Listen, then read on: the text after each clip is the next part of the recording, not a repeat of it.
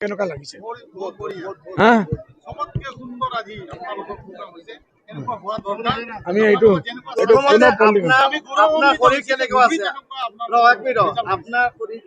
আপোনালোকৰ দোৱা মোৰ শৰীৰ খুব ভাল আছে আই এম ফিট ফৰ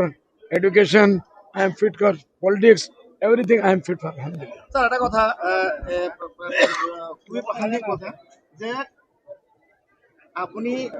এই আপনাৰ সময় যোনটো ফ্লাড এই ফ্লাডত যি ধৰণে উটিয়াই পৰিছে অলৰেডি আপুনি বহুত টকা খৰচ কৰিছে নেক্সট পৰিকল্পনা আপোনাৰ কি আছে আজি দেখিলো আপুনি এটা এক অভিনৱ পদ্ধতিৰে মানুহৰ ঘৰে ঘৰে টকা সংগ্ৰহ কৰিছে কি পৰিকল্পনা আছে নেক্সট মানুহ বিপদত আছে only what program should be there যে ইনকো কেসে রেস্কিউ কিয়া যায় হাউ টু রেস্কিউ এই মানুহবিলাকক আমি কি হিসাবে সাহায্য কৰিব পাৰো সেইটো should be our motto अन्य कोनो बात होना नहीं चाहिए बड़े शर्म की बात है अगर कोई ऐसा करेगा कोई बोल रहा है हिंदू मुस्लिम कोई बोल रहा है कुछ और मेडिसिन में कुछ डाल दिया ऐसे लोगों को शर्म से डूब मरना चाहिए लेकिन सिर्फ मानवता के लिए अगर उन्होंने 10 रुपया भी दिया होता मुझे मैं बहुत छोटे लोग हैं मैं उनका नाम भी नहीं लेना चाहूँगा ये मानवता का टाइम है ऊपर वाले ने मानवता की सेवा के लिए आवाज दिया सबको आगे बढ़ना चाहिए और मेरी मीटिंग में अभी मैंने देखा आपके हमारे जो संपादक बंधुओं है प्रेस वाले भाई लोग हैं उन्होंने दिया बच्चों ने दिया माँ बाप ने दिया और मैं समझता हूँ कई लाख रुपया अभी यहाँ जमा हो गया होगा टोटल अभी 1 सेकंड में आ जाएगा मैं आप लोगों को भी बता दूँ भाई टोटल आएगा ऐसा टोटल कितना है 5 লাখ 440 টাকা मैं সেইদিনা বদরপুর গৈছিলো 5,919 বদরপুরে এজন মানুহে ফ্লাড এফেক্টেড এরিয়ার কারণে এটা অ্যাম্বুলেন্স দিছে 10 লাখ টাকা ডোনেট করেছে আর 5 লাখ টাকা আমি ক্যাশ পাইছো আজি ধুবুড়িতো আমি গরিব জায়গা তথাপিও 5 লাখ টাকা মই ক্যাশ পাইছো মই যদি ইয়াত আহি আর আশা আছে একদিন প্রোগ্রাম আছে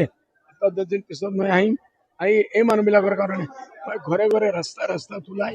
আর ডোনেশন খুঁজিম এই টাইমত কমসে কম 5-10 লাখ টাকা পাম বুলি মোৰ আশা আছে। আপনি একটা ভাল কথা কৈছে ইয়াত যে ডোনেশন করা মানুষ 90-99% সংখ্যালঘু কিন্তু এই টকাবিলাক যাব হিন্দু এটা জাতি হিন্দু গতিকে, এটা কি ক'ব এই এইটোৱেই আমাৰ ভাৰতৰ সভ্যতা ভাৰতৰ হিষ্ট্ৰী যে আমি সদায় ভাই ভাই নিশ্চিন্ত থাকিছো এই দিন উপলব্ধ কৰক আকৌ ফিৰি আহক মায়া মহব্বত বাঢ়ক আজি গোটেই ভাৰতবৰ্ষৰ পৰা যিমান সংগঠন বা প্ৰাইভেট মানুহ আহি আছে সব 99% মুছলিমছ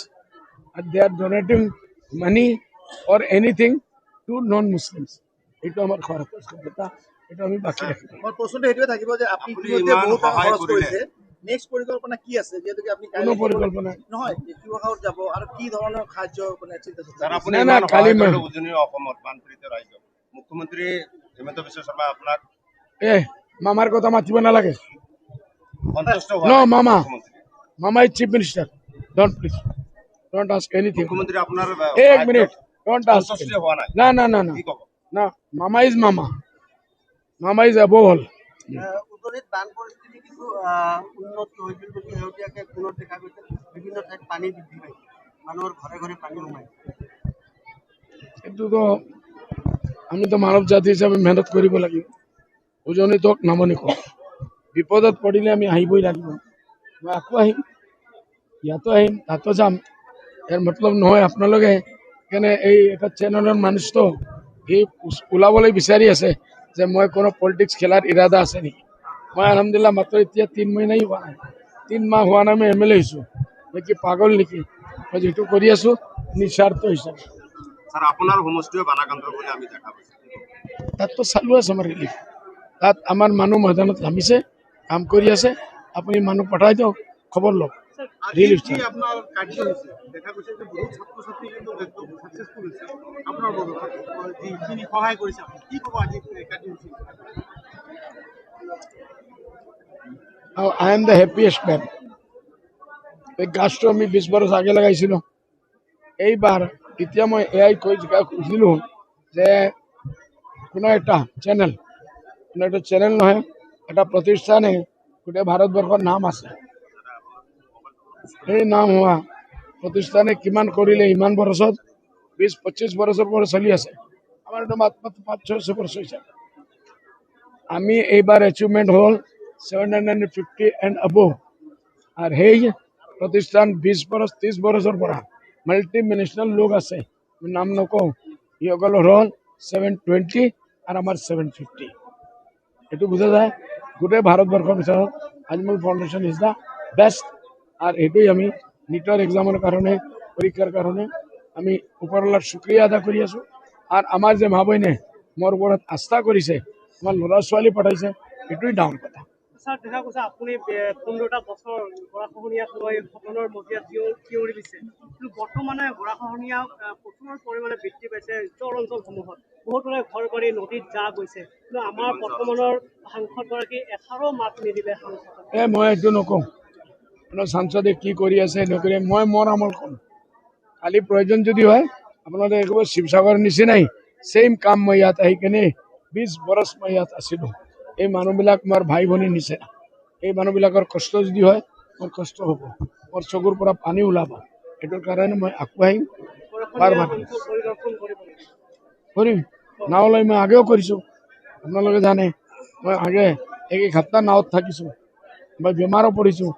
সেইটো কাৰণে আল্লাহ নকৰক যদি এনেকুৱা কিছু হয় 15 দিন 1 নম্বৰত থাকিব সেইফালে 3 দিন দিম এইফালে 3 দিন দিম কি হয় আপনি অনুষ্ঠানৰ মাজতে আপুনি আছে কাৰণ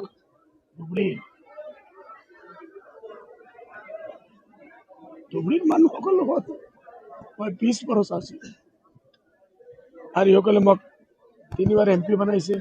একবাৰ চাউচালমাৰ পৰা MLA বনাইছে আমিতো ইমান দিন পাহৰিব নোৱাৰোঁ এইটো ইনচান জানুৱাৰটো নহয় পাহৰিব নোৱাৰোঁ আমি সিসকলৰ আছিলোঁ আছিম আমাৰ নিউ বিনাকান্দিত থাকিম আমাৰ শিৱসাগৰত যে প্ৰয়োজন হয় আই উইল বি দেয়াৰ কেনে আপোনাৰ চকু দুটা এইফালে পিছক সেইফালে পিছটো হ'বই কান্দিব লাগিবই এইটোৰ কাৰণে মনে কান্দে মই নাকান্দো কোনো মানুহে বিচাৰিব নি পাব্লিকলি কান্দিব না লজ্জাৰ কথা কিন্তু মনে কান্দি আছে এইটোৰ কাৰণে চকুৰ পৰা পানী ওলাই আছে থেংক ইউ